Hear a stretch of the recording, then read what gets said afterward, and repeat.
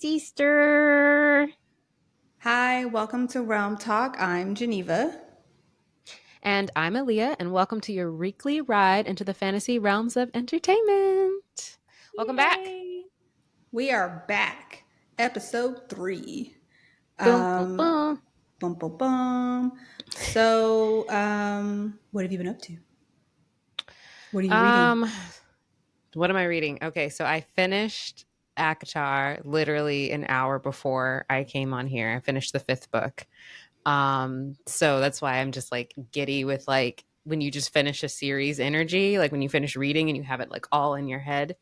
But I couldn't finish it and put it down. The fifth book was by far the best. I'm still not recommending it to anyone because, well, I would recommend it to people who like a slow burn read. It's not a bad story. Akatar is A Court of Rose and Thorns by Sarah J. Maas.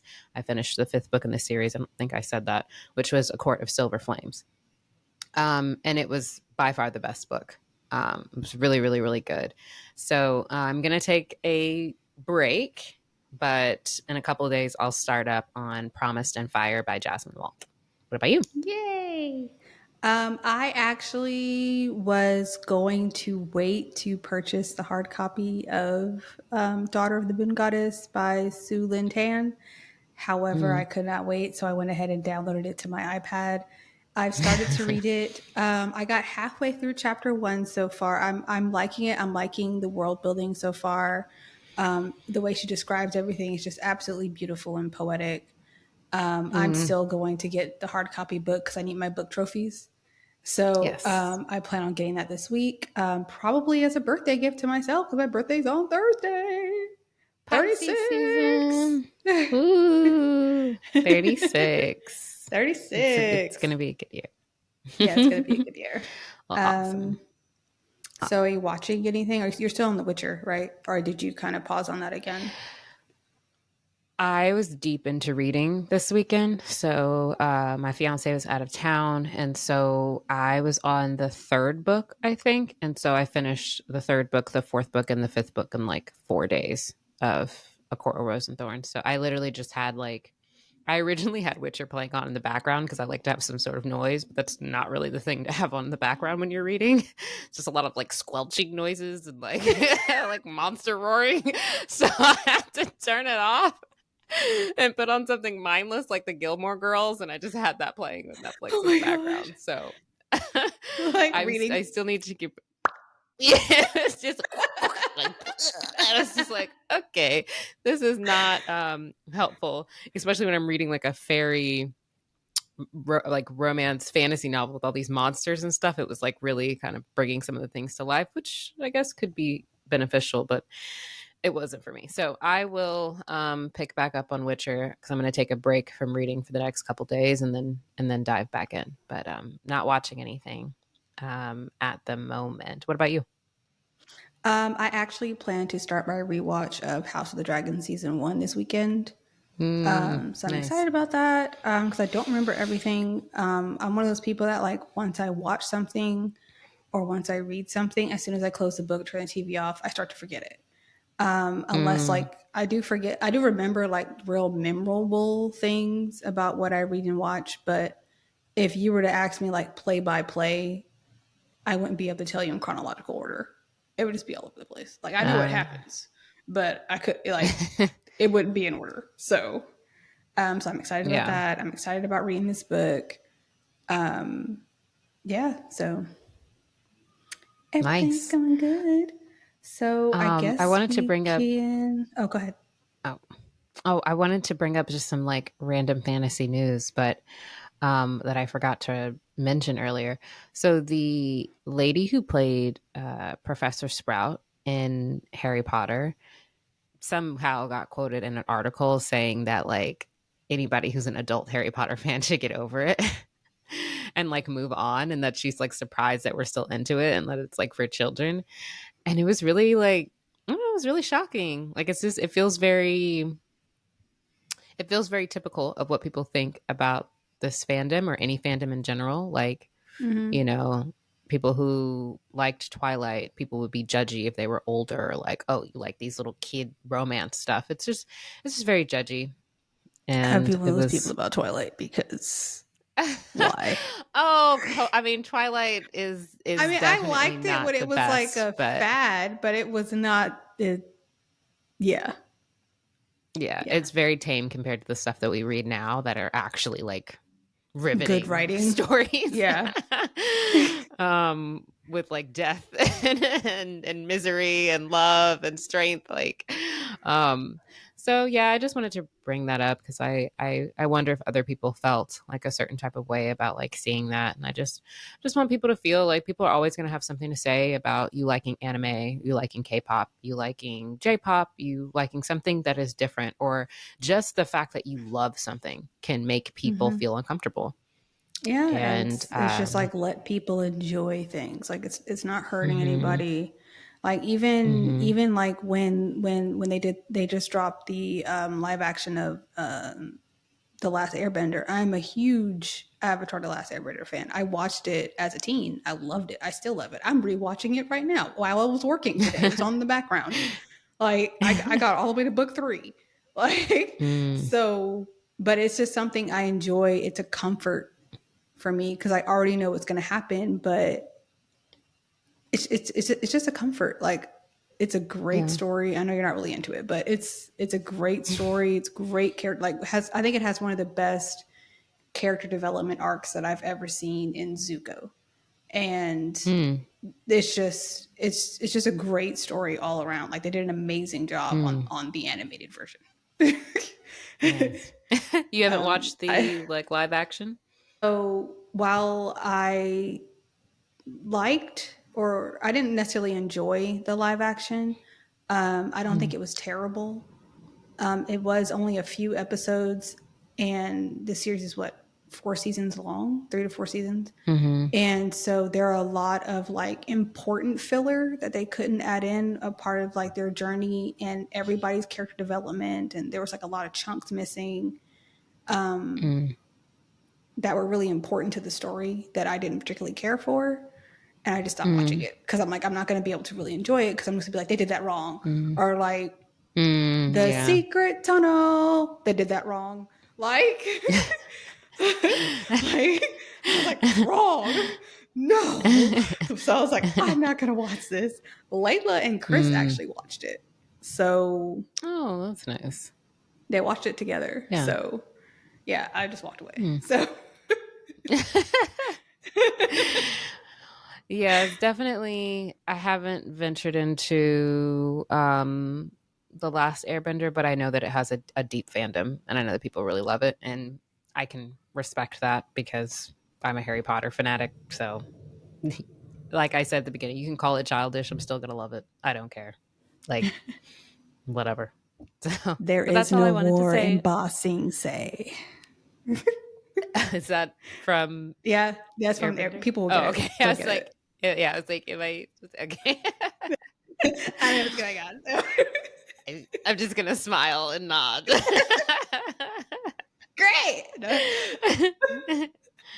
Okay, so we can move on now, staying on track. I am going to be the discussion leader for chapter 6 through 10 for this episode.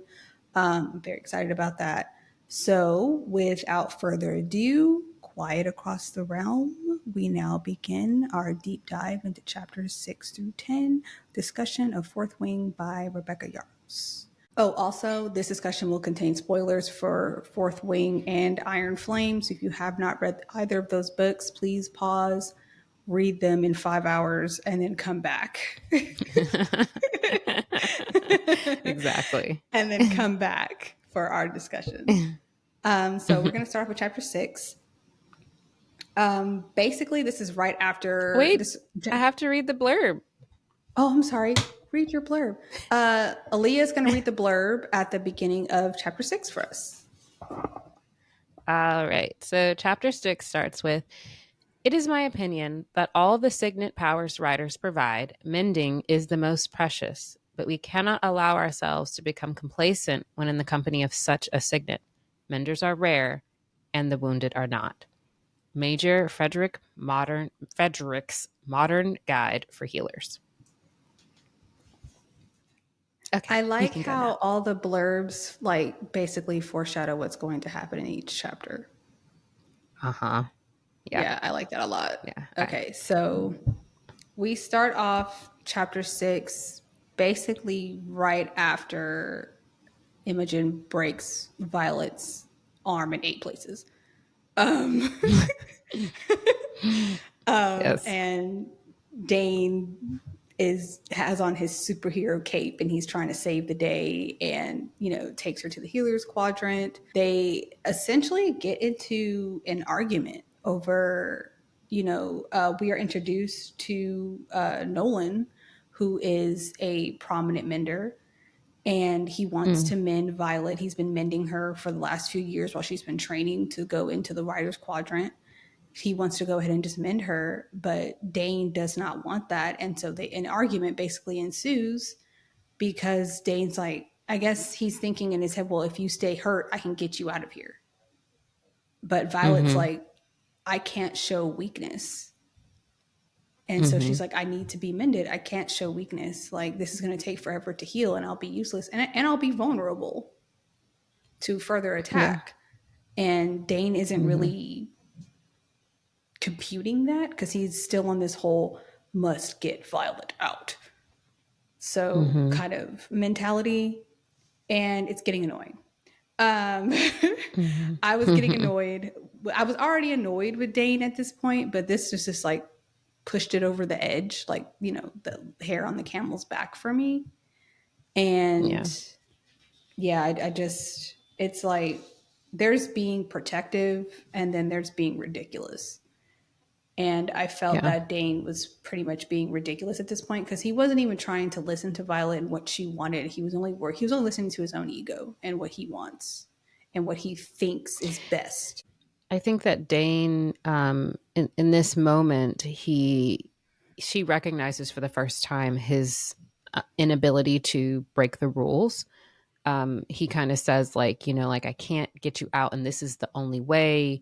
This is the way to get you out. And she's just like, she notes that he cares for her, but not enough to.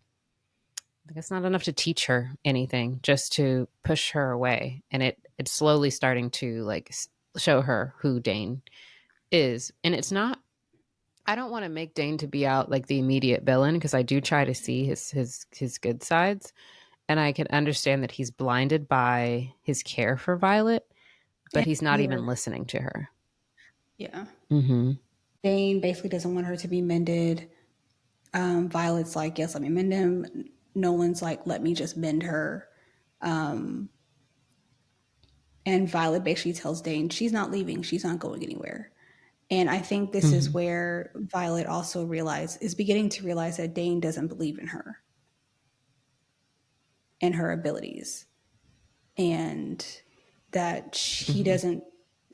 I think that Violet feels that Dane doesn't believe that she has the stuff, so to speak, to be in the writer's quadrant, and he's letting his fear cloud his judgment, and that can be really damaging to any friendship. Really, having a friend that doesn't believe in you and your ability, regardless of how long they've known you. Mm-hmm. What do you think? Yeah. You think that Dane not listening to what Violet wants, like really, really, really listening, I think it's starting to damage the friendship in a way. He's so blinded by his love and care and fear for her, and we can't forget the trauma that he's gone through for the first year of seeing people he knows, his friends, other people just dying every single day. And I think it's Mm-hmm. important that we just note that if you have like a best friend and you know that they have a different body type than others, I can imagine that it boils up some sort of fear that could be irrational like this. But more importantly, she's already told him, you can't save me, and he just needs to learn how to listen to her. And I think that it's really his undoing. I think so too. So after all that hubbub, and Violet tells Dane that she's not going to leave, and it is what it is. She does get mended. Nolan does go ahead and mend her. She heads back to the barracks, and she finds a book under her pillow. It's like the tooth fairy left her something. without her having to sacrifice any teeth. Basically, it's a book and a note from her sister. The book actually belongs to Brennan, her older brother, which is wild because, as we've already discussed in this world, when someone dies, you are to burn all of their belongings. They now belong to Malik, the god of death. And so to still be holding Mm-hmm. on to something that belongs to someone after their death, I would imagine it's kind of like a middle finger to Malik in a way. But obviously, nothing's happened to Mira up until this point. Yeah. So I think she's pretty safe. Basically, she tears through the book, rips it open, starts reading it, and it's like a guidebook to surviving the writer's quadrant. And we are left with Mm-hmm. Brennan's wisdom and advice on how to survive. And basically, he tells her exactly how to find out who she's going to be sparring at the end of the chapter. And so Violet Yeah. decides to Which take is this advice so to cool. heart, which is so cool. So cool. Like I really enjoyed reading that. I Yeah. forgot how much Yeah. how exciting that was until I went back and reread it. So you wanted to go into key points? When she sees Nolan, she talks about him being a mender. He's been mending her for a few years, like you noted, but that her brother was a mender, Brennan, That's right. and I he mentioned was that. poised to be the best mender of He was like a a mender generation, prodigy. and he died young. I put a note here what menders do. So I put here that menders are very rare and they have the power to fix, restore, or return anything to its original state. So your phone, a mender can mend it. You break your bones, a mender can mend it. Like as long as they hone their skill, they can essentially fix anything, which I think is a pretty cool signet. That's a really cool segment. Very rare.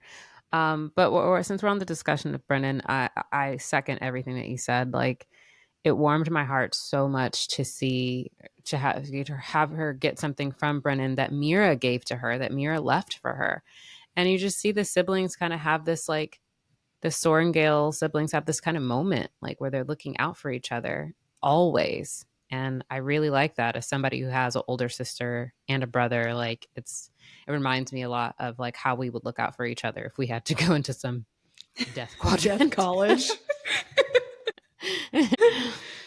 I would um, probably be in Violet's situation one with of the my key tiny points I wanted, body. yeah, with your tiny body, yeah. I don't know if I would be Mira, so that'd have to be you. She's pretty strong-willed. And when it comes to Dane, uh, so Dane is essentially he's willing for Violet to be in pain longer, to suffer, essentially, so that Mm-hmm. she can get out of the writer's quadrant. And I don't know if like I know we talked about the humanity with Dane and why he's where he's at, but I just want to like lay it out here. He's like, I want you to suffer so The that most. you don't have to go back. Like her arm is broken, everything's like dislocated, like she's in serious pain. They had to give her a drug to get rid of the pain on her, and he's still just like, no, don't fix her, because he just wants her out of there and he's willing to make her suffer. I think That's really that's just fucked something up. that's like unhinged. Yeah, it's very It's fucked very up. Like unhinged. Like they had very to fucked basically up. give her Yeah. morphine, like the Mm-hmm. like their world's version of morphine, and she was like loopy Mm-hmm. because of it. And Mm-hmm. he's just She was like, like hmm, slurring speech. yeah, slurring speech, couldn't really Stay in pain. stand. Yeah, stay in pain, you'll be all right. Mm-hmm. Yeah, Oh essentially. gosh. Yeah. In the chapter is I just put a note here that Brennan put the line that she reads in the book is, "You have to live because Violet is watching. You can't let her see you fall." Mm-hmm. And that just made me just be like, "Oh, Brennan." I just love sibling Brothers. love. Like I just I love when know. siblings like each other. I know. We Like see they don't so like many hate. You things where see some siblings siblings hate each hate other. each other's guts and they like connive, and Mm-hmm. I can't even imagine that because I love my Mm-hmm. siblings so much. Like we're all completely different people, but like Yeah, we are. we meld together very well. Yeah. So I Yeah. couldn't And imagine we would hating you. never It'd be let weird. anyone. Yeah, I couldn't hate you. I imagine, like, especially when it comes to our little brother, like, I would protect him in the same way that Brennan is protecting Mira, because he wrote this book originally for her. But, like, there was nothing that could stop me from protecting our brother from anything. Nothing. All right, so now we're going to move on to chapter 7. So in Okay, chapter I am 7, oh yeah, ready. we're gonna read the blurb. Well, Aaliyah's gonna read the blurb.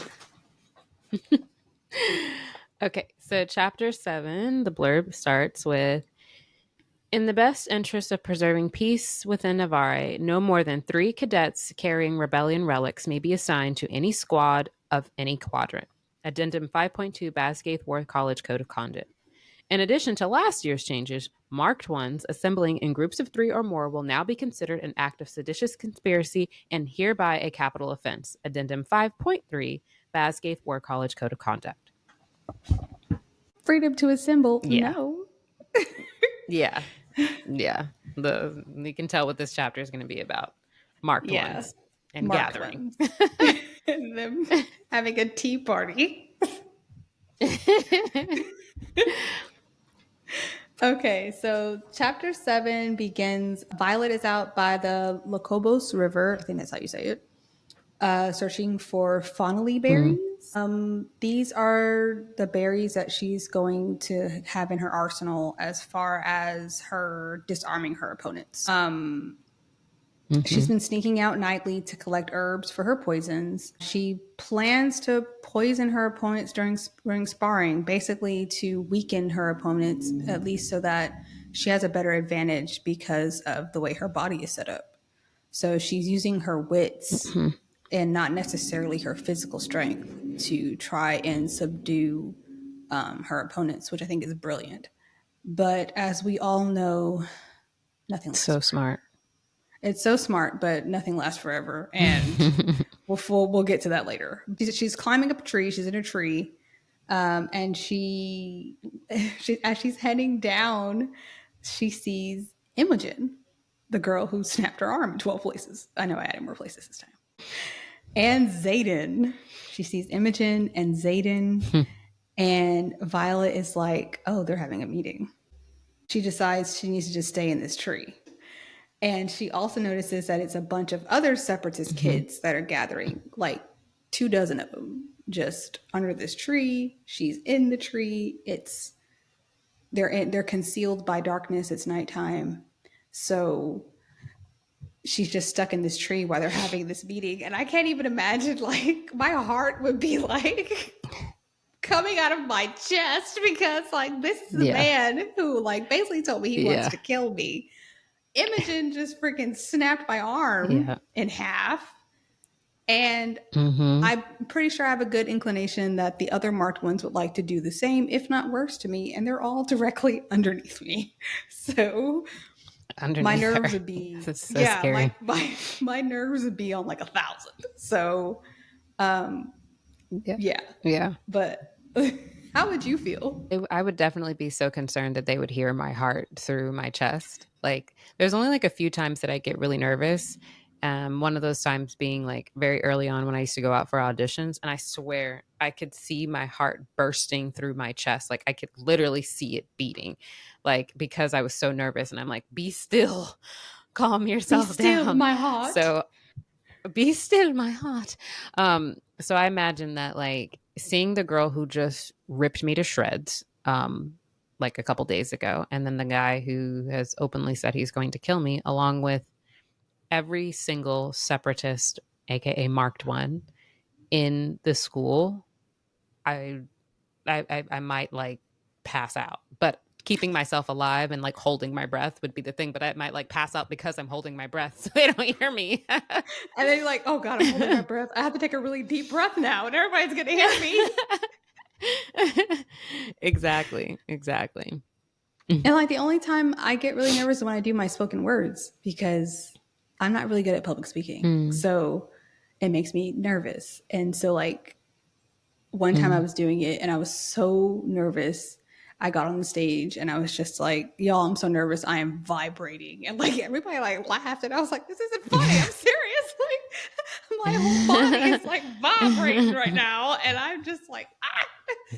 But anyways, I digress. So as we know from the blurb at the beginning of the chapter, marked ones cannot gather in groups more than 3. So 3 or less. Mm-hmm. Otherwise, it is a capital Mm-hmm. offense, and I believe capital offenses are punishable by death. Correct? Correct me if I'm wrong. I mean, in this war college, when you can be like dead on arrival, I'm going to say yes. And I think that they Yeah, wouldn't waste any time to kill any of the marked ones. I feel like they're just looking for a Any reason. reason. So she starts to eavesdrop because what else are you gonna do? You're not gonna not listen. I wouldn't. Mm-hmm. So I'd be like, "Oh, I'm already here." Mm-hmm. And she notices that they're mostly first years. Sorry, first years, not fourth years, first years. And Mm-hmm. basically, Zayden is just trying to coach them and tell them, like, hey, if you need help with something, if you're not understanding anything, reach out and we will help you because, you need to Yeah. survive. There's not that many of us and we need to stick together. Yeah. And that's basically the gist of what he was Yeah. doing. It wasn't anything. It's not a conspiracy. It wasn't them like plotting to take over the college or, attempt a coup or anything crazy like I that. mean, at It was least not literally yet. just, I know, right? Foreshadowing. Mm-hmm. But it's just essentially Zayden giving them a pep talk and encouraging them. And then it gets Yeah. dark Yeah. because they start raising their hands, asking who can kill Violet, Soren, Gale. But Violet also does notice there's a few other people there. She notices Garrick. She notices Mm-hmm. Bodhi, who is Zayden's cousin, and they look a lot alike, which would be absolutely Yeah. delicious, honestly. um, Both of them. both. Both. BOUF. I'll have 2, please. I'll have two, please. Yes. So one of the kids asked, if they can kill Violet Sorengale, and Zayden's basically like, Violet's mine. She's my, like that's my prey. Mm. He's basically laid claim on her, so that letting everyone know like you're not to fuck with Violet. That's mine to deal with. And with the rank that Yeah. he has, and combined with his just like commanding presence, after reading that, I didn't feel that I had to worry about other marked ones actually coming for Violet. At this point in the book, I Oh, felt yeah. that, okay, so Zayden is the one that I really have to keep my eye on because he's basically warned everybody that Mm-hmm. Violet is his from this point Yeah. on. And basically, like, it's a non issue. Don't bring it up again. I don't think that they would ever defy anything that he said. You can just kind of tell from this meeting that he's clearly a leader. And, Like how father, like he son. offers to help them. Yeah. Yeah. Yeah. Exactly. How he offers to help them. And he's trying to keep them all alive, or as much of them as he can. Um, I think it's a really good point. I also think like the argument isn't completely one sided where everybody wants to kill Violet. Imogen immediately says like, fuck that. I want my revenge because she killed my mom and my sister, which I can't imagine seeing as a child. So I felt something for Imogen in that moment. But Mm-hmm. Garrick is actually the one that sticks up for Violet and saying that, Mm-hmm. well, Violet's not her mom. And he says that that's not the way the Tirish do things. Like, we don't punish children for the action of our parents. That's the Navarian way. Yeah. And I think that that was a really cool moment and made me just love Garrick even more. I didn't remember that when I read it the first time, but like he Mm-hmm. stuck up for her. He was just like, I mean, like he's not best friends with her, but he's just like, yo, like you're trying to do the exact same thing that they did to us. And then he was just like, and he said, and also note, she's in this college too, like against her will. Like she's here with the same death sentence as the rest of us. And I just love that moment. Yeah. I like that moment too. And it's just like, he's basically saying, we're better than that. We don't have to stoop Mm-hmm. We don't have to be like them. We don't have to stoop to their level of nefariousness. We don't have to do that. We're better. Also, Zayden also notes that her brother Brennan was murdered by his father. So, in a lot of ways, Violet has the right to be angry as well. It's not just completely one sided. Like everybody's angry at each other for something. It's a lot of bad blood. Yeah. Yeah. It's very complicated, these kids. Well, they're not kids. They're literally 20 They're adults. like 20 something year olds. The meeting ends, everybody disperses, they go about their way. Violet waits a while before she climbs down from the tree because she's not an idiot. She gives time for Mm-hmm. everybody to kind of go to where they belong, and she waits a little bit, and then she finally climbs down, only to reach the bottom of the tree and find Zayden emerge from the shadows and and put a knife to her throat. His signet, which is shadow wielding, is very rare. And Violet notes that in her Mm-hmm. mind, obviously. Could you imagine being able to wield Mm-hmm. shadows? Like, that would be a wild power to have. Absolutely wild. Yeah, I feel like it would be overwhelming. I don't know. I think it'd be really cool. Like, I mean, well, it depends on what you're trying to do with it. Like, at the same time, there's only so much, I guess, like good you could do as a shadow wielder. I feel like everything would be like literally done in the dark. So I think like if you were a ninja, that would be an amazing power to have. But like outside of that, I um, couldn't. Yeah. I just read A Court of Rose and Thorn series. So there's a shadow wielder called Azrael in there.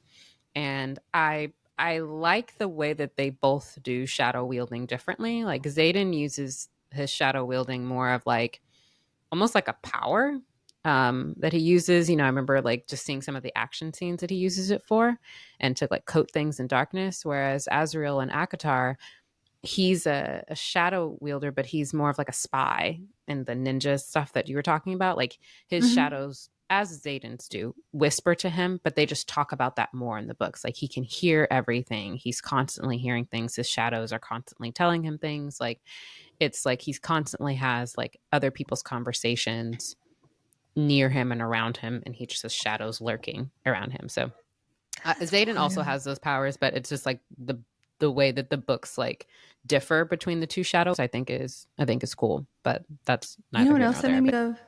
It made me think of Varys from Game of Thrones with his mm, the little whispers birds, and the little birds, yeah, and it's master of almost like the whispers. same, the master of whispers. It's almost like the same thing, but as a superpower. Yeah, I think that's a really great point. Like I think Varys is more of like an actual like, oh, I have kids telling me their secrets, and it's not necessarily like a The magical help, the power. kids, Oh, the people that are yeah. invisible. Mm-hmm. Good point. So Violet climbs down the tree. Zayden puts a knife to her throat. She lets him know that she heard about his meeting, and she throws two daggers at his head. Zayden calls her a violent little thing, which I love. And he also Love that tells her to line. show that trick to Jack fucking Barlow. And he does ask if she's going to report their meeting. And Violet says no. And she notes that he's looking at her like he's trying to see through her. And he says, Mm-hmm. if she keeps it to herself, then he owes her a favor. And he just walks off, basically telling her to Yeah. go back to club, go back to where she belongs, go back to the barracks before your wing leader finds out. And she's like, "But you're my wing leader." Whole interaction, like I just love Zayden. So I it just like gave know, me all the feels like, oh, I just want to be like shoved up against a tree with a knife to my throat. No. right? I really love this interaction. And you put a note in here about Zayden um, and the way that he's looking at her, like he's trying to see through her. And I think this is our first time, maybe our first time, seeing him use his second signet power, Mm-hmm. um, which I think is really cool. Um, Yeah, this early Zayden's in the second book. signet is mind reading and reading intentions. Yes, with this early in the book, we got a taste of his intention reading. And I didn't realize that until I went back and read Mm-hmm. this chapter again. And I literally called Aaliyah and I was like, did you notice this? It was like 9 And we o'clock at talked night. I about it, was and I was like, just did you like, notice this?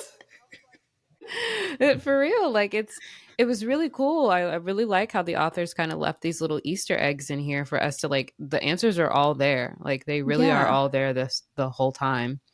And I originally thought that maybe on the parapet that was his first time reading her intentions, but it's hard for me to see because they were doing that whole little stare down, which is possible there. But here we clearly he's clearly trying to see like he's asking the direct question, are you going to tell? And she's like Mm-hmm. no, and he's staring at her to Like see, he's a lie and that's detector. clearly him. Yeah. Clearly trying to see her intentions. So or reading intention. So I love this scene. I love that he tells her to throw her daggers at Jack fucking Barlow. I love that she threw her daggers at Xaden. And, I just love this interaction. I like that she fights.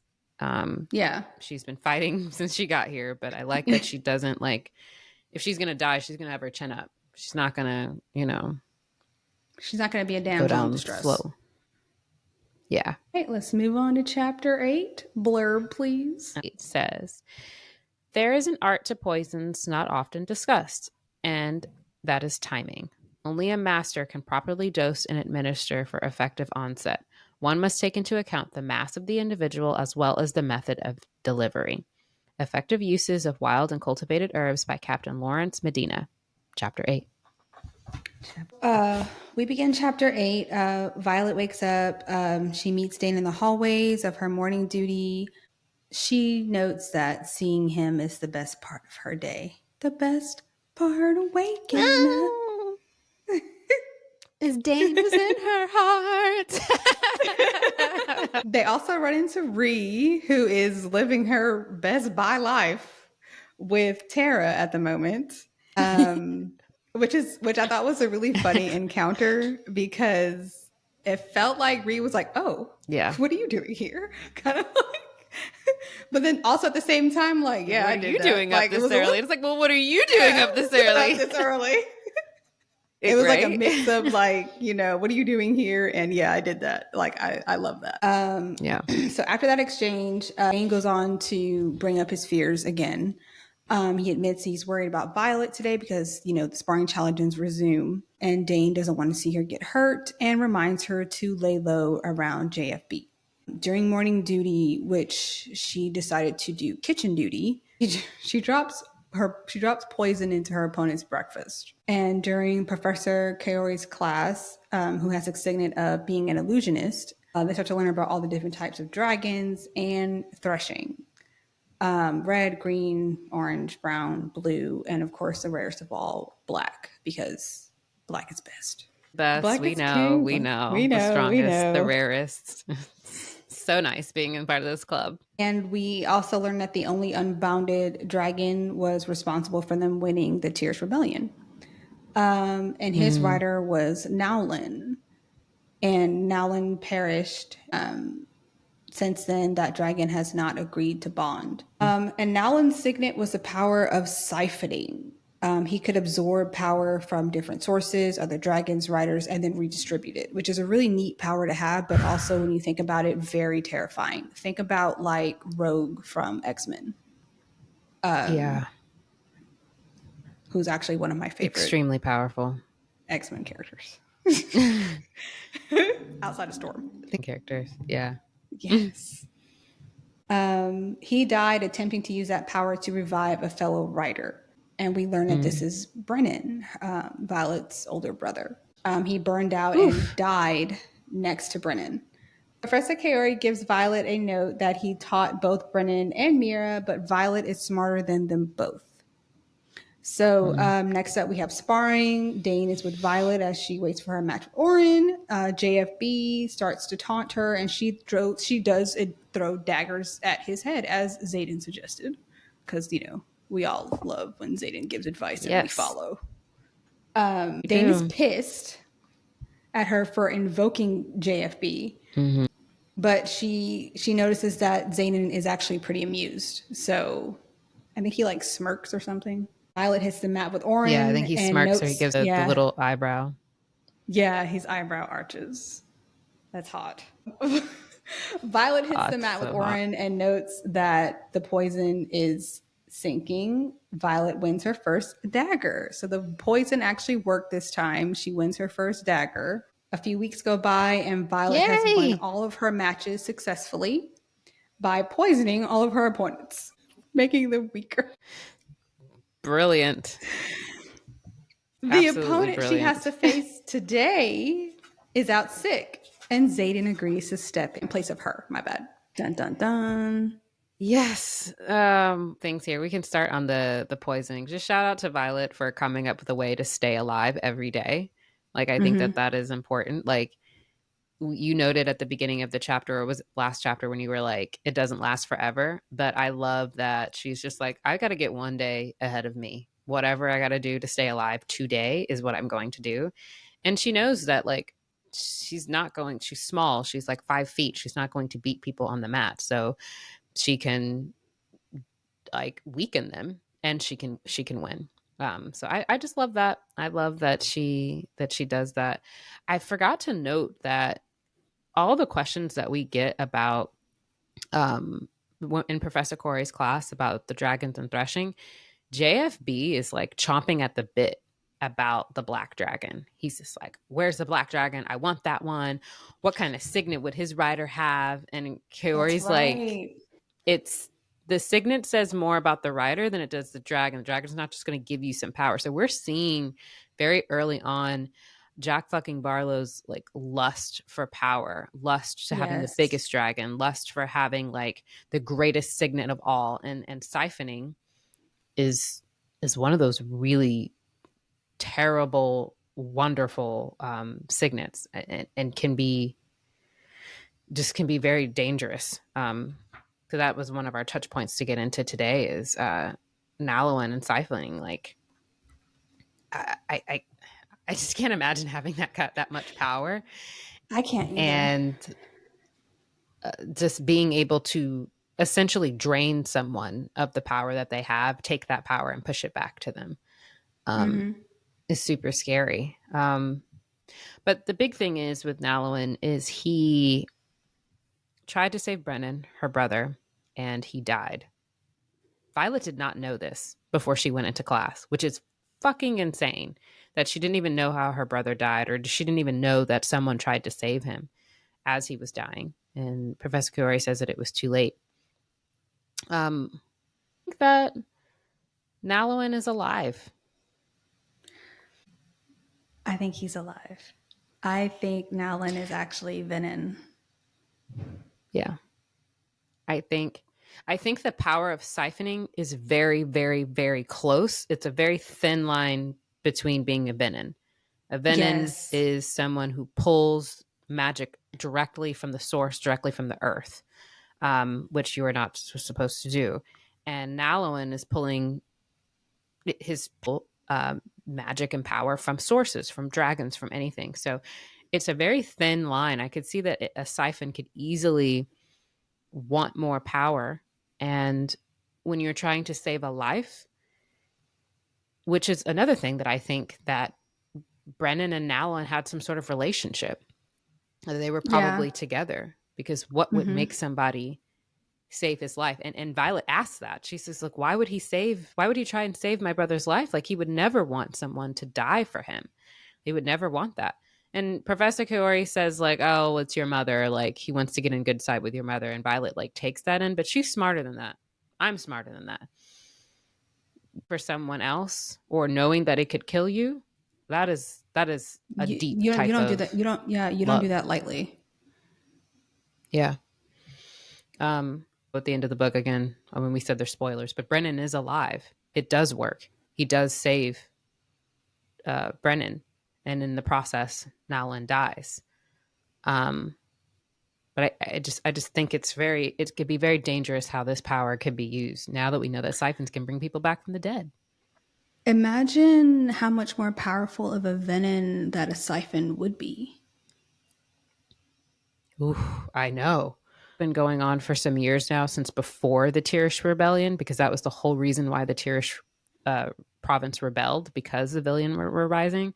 But a part of me thinks that Nalawan is the general, or Rose has risen up the ranks, um, in the Venin school and the Sage and all that in the general. Like I would not be surprised if the big twist is Nalawan is the general of Mm-hmm. power, and it all comes Yeah. down between him and Brennan in the end. Yeah. Because it's sad. It would be really sad. It'd be really sad. Blurbing. Okay, this is very simple. I will not die today. Violet Sorrengail's personal addendum to the Book of Brennan, Chapter 9. So, as we left off in the last chapter, Violet's opponent, she used a little too much poison, and so her opponent was unable to spar. So Xaden steps in himself, all 6 foot Mm-hmm. 4, 5 of him. It's getting hot in here. I know. I would like to spar naked. I too. We open the chapter. Xaden is toying with her on the mat, completely disarming himself, and calls her violence to kind of get her going because he knows she hates it. He easily pins her in multiple positions while throwing all her daggers to Dane, who is absolutely about to have his head explode watching this match. Zayden notes that he knows she's taking opponents out before the matches, but says she's not getting any better without practice. And he whispers this into her ear. He does. He does. It's so It's so attractive. hot.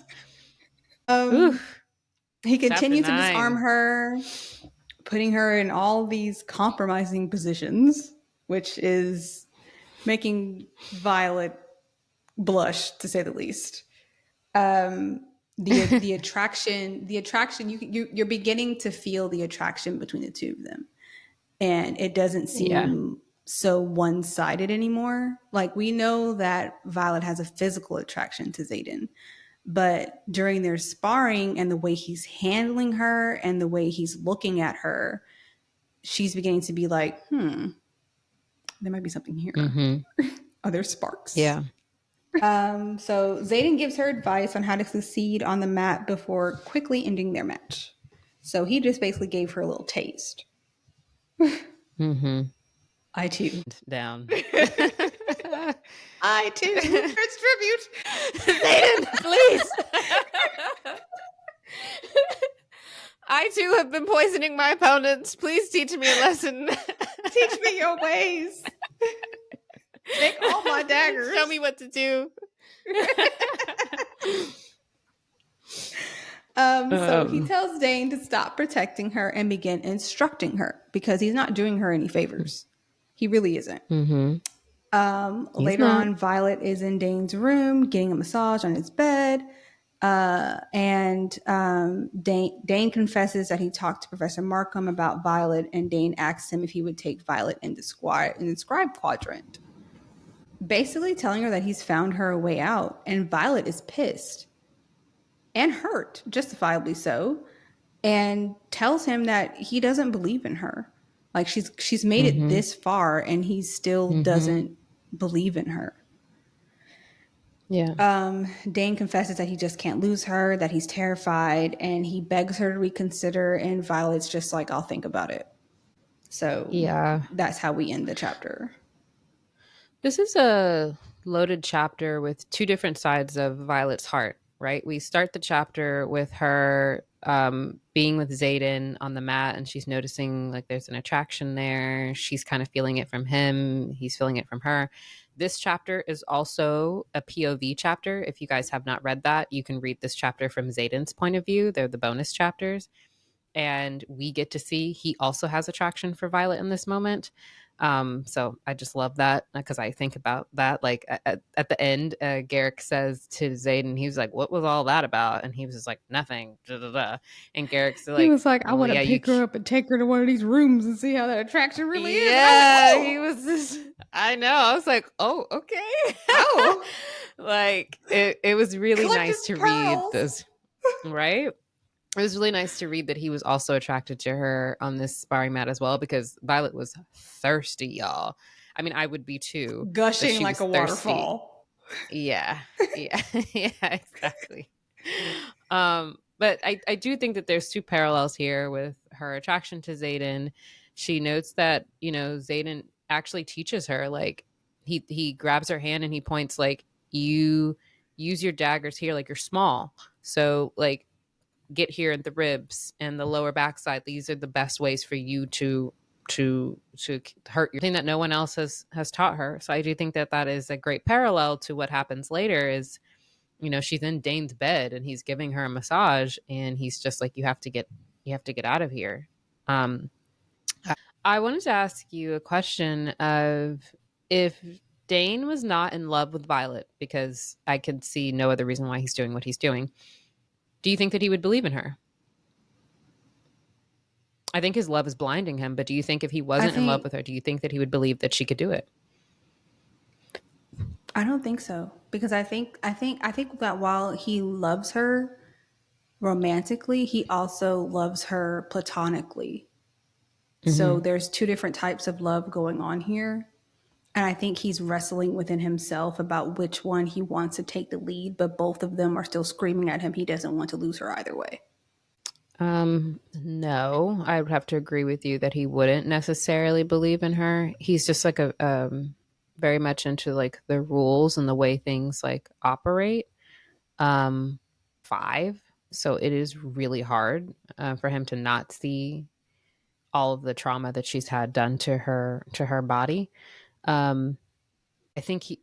I don't think so. I think that he would just see her disability, and even if he wasn't in love with her, I don't think that he would believe that she could do it. Okay, So chapter 10, blurb me let's do it. please. All right, chapter 10. Don't underestimate the challenge of the gauntlet, Mira. It is designed to test your balance, strength, and agility.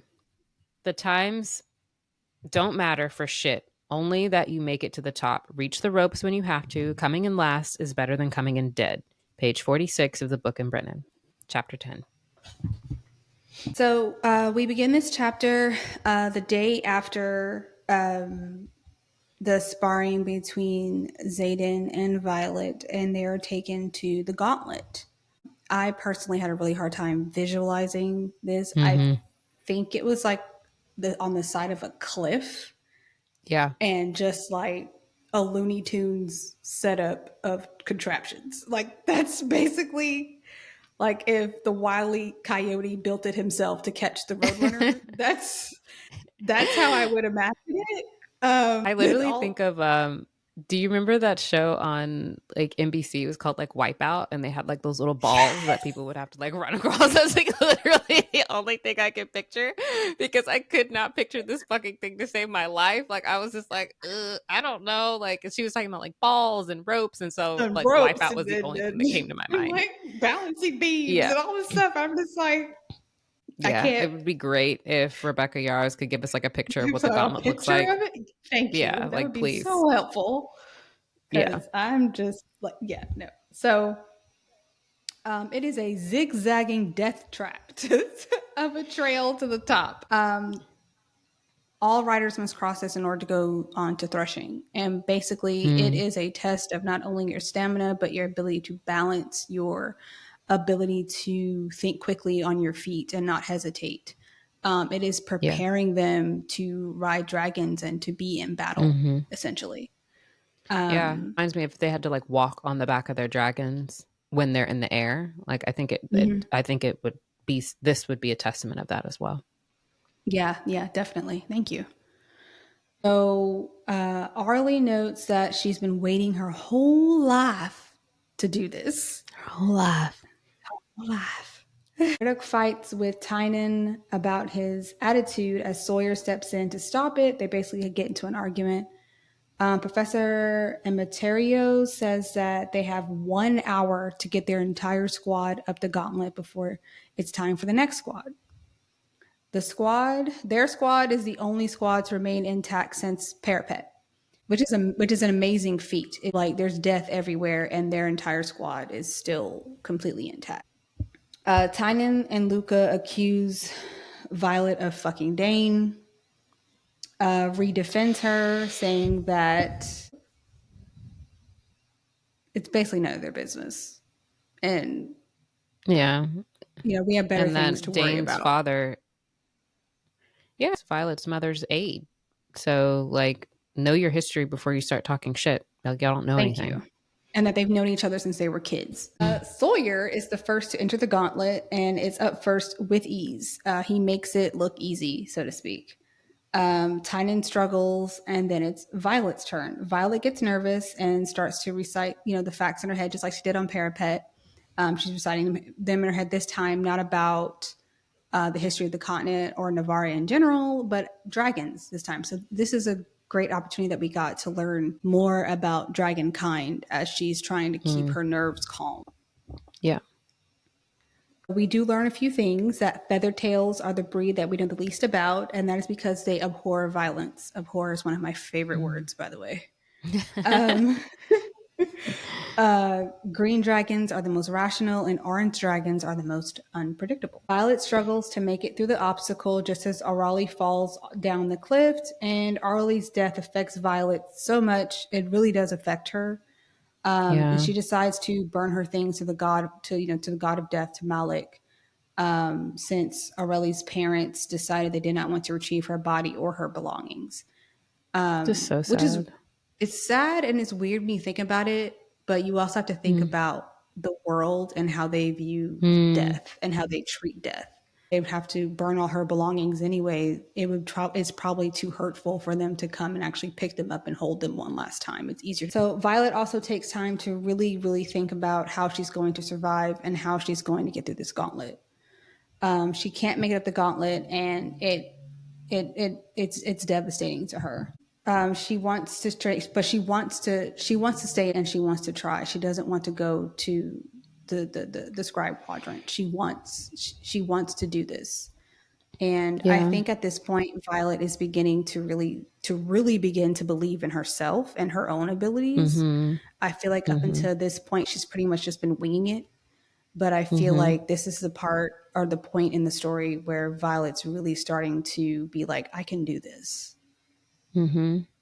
And I think it's a good thing to note about like her disability and how she's like she's just burned her friend's belongings, and she's contemplating like how, like, I have to pass this gauntlet or I'm not going to be in here, like what am I going to do, like, and go be in the scribe quadrant. But to your point, I think she realizes that she's a writer and she wants to be here and she's fighting and she's proving herself when people always coddle her and doubt her that she can do this, and she just doesn't know how to fucking do it, how she can get up the gauntlet. And it's a really sad but also a like strong moment, I think, for Violet, where she like learns to believe in herself.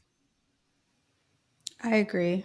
Later on, she's perusing and she hears voices and she notes that it's Zayden, his cousin Bodhi, and Garrick are all coming back from a late ride with their dragons after curfew. Mm. The shadows, the shadows basically snitch on Violet. And They do. I don't know and why he she ordered thought hiding in the shadows was going to help her. Like she literally like backed into the like shadows. It was like, girl, like the he's gonna shadows like this know. bitch. Shadows is like bitch in there. She right here. You right here. They might as well have just separated and pointed an arrow at her. No, seriously. So Zayden basically he orders Garrick and Bodhi to leave him. Violet asks Zayden again if he's going to kill her, and he's like, I haven't decided. Violet also confesses that she doesn't know how to get up the gauntlet. And Zayden, being Zayden, tells her to use her brain and figure it out, and the right way isn't the only way. Zayden dropping nuggets again. He is dropping nuggets. I love the ending of this chapter. I love that she is dealing with grief for her friend, dealing with disappointment and devastation, and she's scared that she's gonna die tomorrow. Um, and she's so deep in her thoughts she doesn't even like notice Zayden's coming. And then her and Zayden have a conversation that's kind of normal. I mean, I think when she asked him like, "Are you gonna kill me?" She's kind of just like, "Give me a way out." Like fuck it. Like, are you gonna kill me now? Like, because I like she's just like She's everything just tired. looks really bad. Yeah, she's tired. She's like, I'm tired of fighting for my life. Like she's fighting. And I think that that just makes her, for whatever reason, open up to Zayden and say like, I don't know how to get up the gauntlet. And he doesn't coddle her in the way Dane. If she had this conversation with Dane, it would be totally different. He'd be like, "See, Hmm. this is why you need to leave." And Hmm. instead of coddling her, he's just like, "Use your brain and figure it out. Like you can figure it out. You're smart." Yeah. I feel like this is where we're starting to see that, in a way, despite the history, Zayden believes in Violet Mm-hmm. outside of on the sparring mat, Mm-hmm. because instead of what he could do is like put her down everywhere he can to make her feel defeated, but he's not doing that.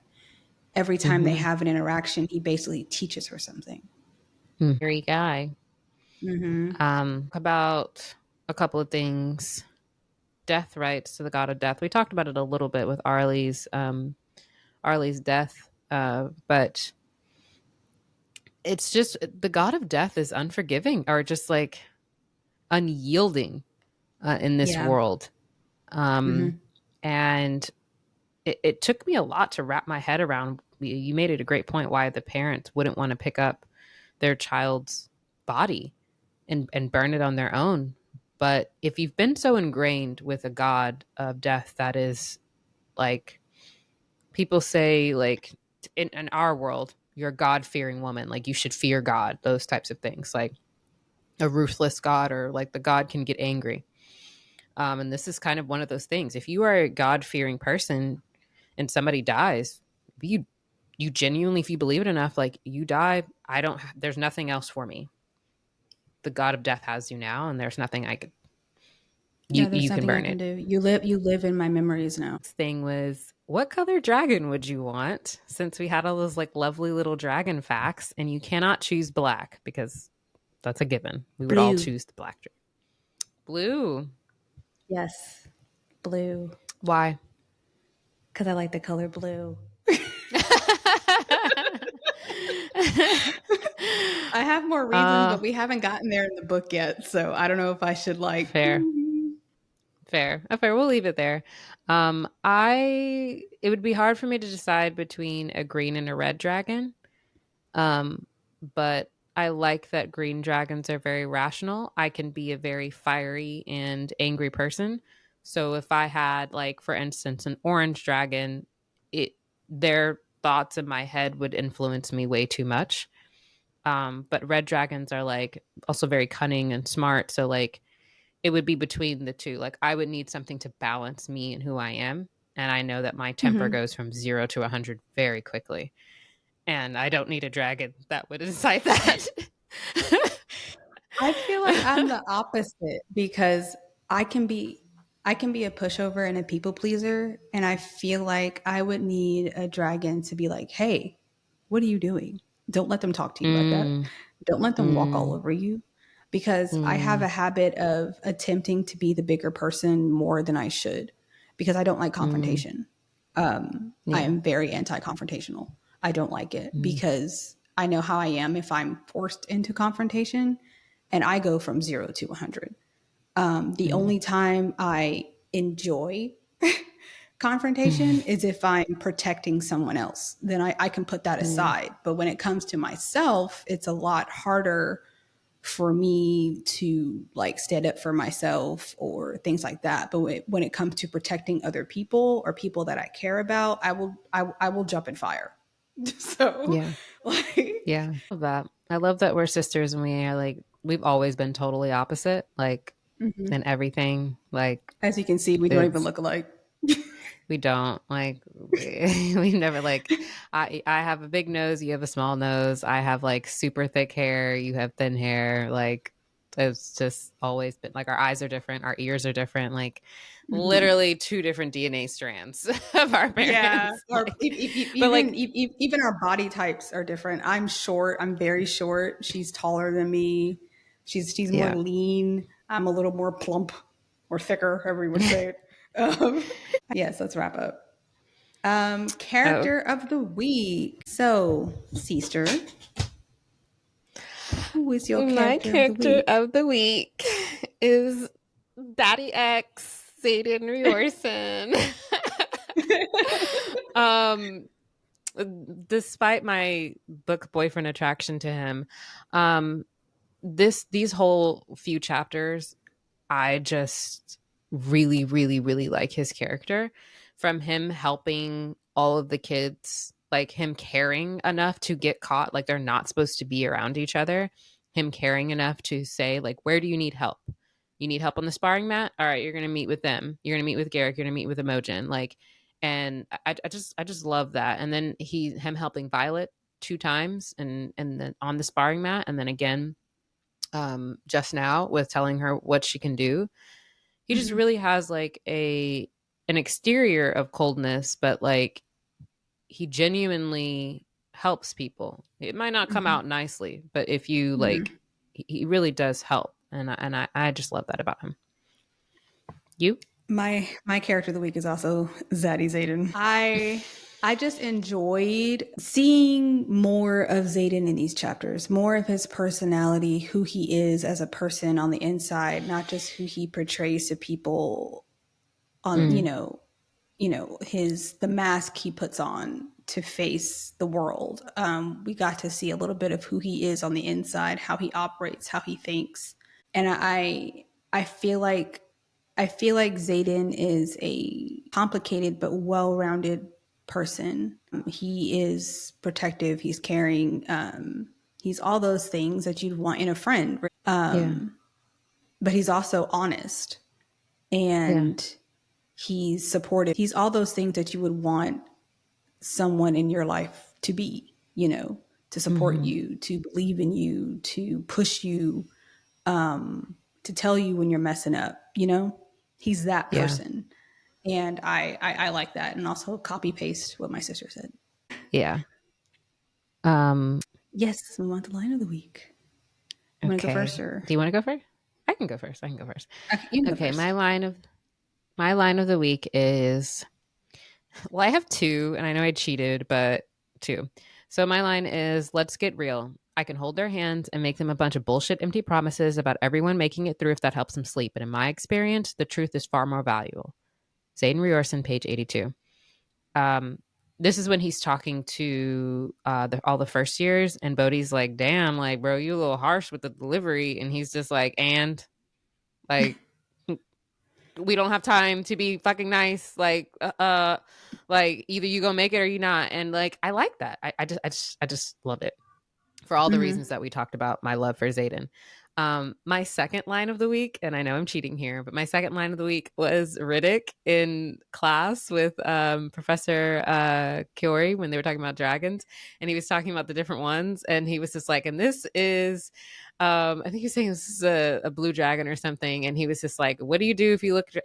What happens if you look at a dragon?" And he was like, "Lunch." And I don't know why it just made me laugh. Like I just love Riddick. Like he just provides this like comedic relief, and like I just really like Riddick. Like he just says the funniest things. He's always like the class clown. And this was just like one Mm-hmm. of those moments that like even the professor like kind of smirked and he was like, "Yeah, lunch." So, My line of the week is "Defenseless Women Have Never Been My Type" by Zayden Ryerson, chapter 9, page 110. I even gave you all the chapter. ooh. Um, I that was when they were the end of their sparring. Mm, And I liked that because it wasn't an insult because he's teaching her to hold her own and he knows that she can. And he's just like, you know, I don't do the damsel in distress thing. Like yeah. I'm going to get you up to speed. I also feel like after reading his point of view at the end of the chapters, it makes more sense because we know that he has an attraction to her. And this is kind of like a Mm. way of him kind of putting that out. Um, and then lastly, our moment of the week. So my favorite moment of the week was Garrick defending Violet.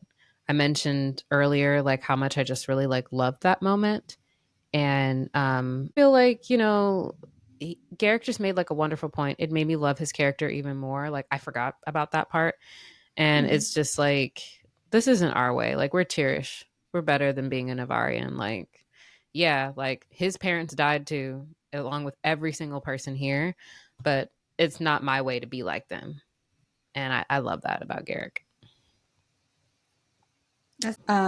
my moment of the week, we discussed it previously, but I'm just going to quickly bring it up again. When Mm. Xaden emerges from the shadows and sizes Violet up, asking her to keep the gathering of the Mark Ones a secret, that was Mm, when I realized that he was using his second signet to read her intentions on my second read through.